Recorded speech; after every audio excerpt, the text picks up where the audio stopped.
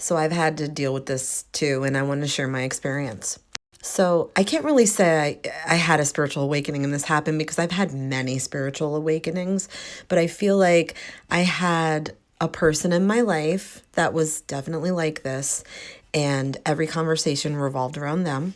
Every conversation revolved around their work life, their home life, their family life, their dating life. I would often be going through the most awful things, much more than what they were panicking about. And I would just be that friend that always listened and always picked up the phone and always empathized and always sympathized and always listened. Every time I got on the phone with this person, they had this undertone.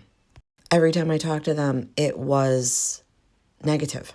And if I started the conversation out with, well, I'm not having the best week and this happened, that's what you would hear. This person actually had the audacity to huff in my face. And I felt so stupid because I just kept engaging it. I kept getting sucked right back into it. And what I didn't realize was that I was carrying their burdens more than they were. And I started to say to myself, I can't care more than you. I can't be worried about this at night and it's making me not sleep. I can't be bitching about this to my husband because, you can't get it together as a friend.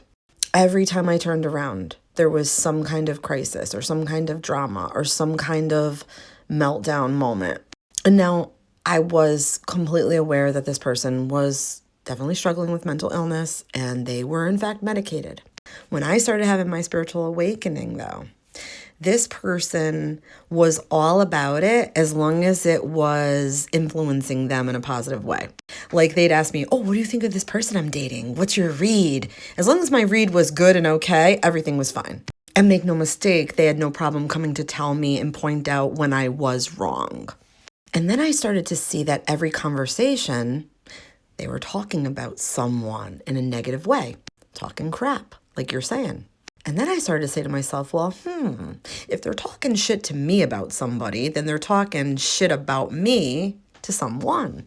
When I would give this person practical advice, they didn't want to hear it. It would go in one ear and right out the other. And I started to realize, well, they don't want advice. They just want a place to dump. Venting and emotional dumping are two totally different things. I didn't realize that. I thought I was just being like a good friend. But when they won't do for you what you do for them, they're not worth it. When they're always negative, always mad, always something to complain about, nothing's ever right, nothing's ever good, they will never ever grow. And misery loves company. We are both better off, my friend.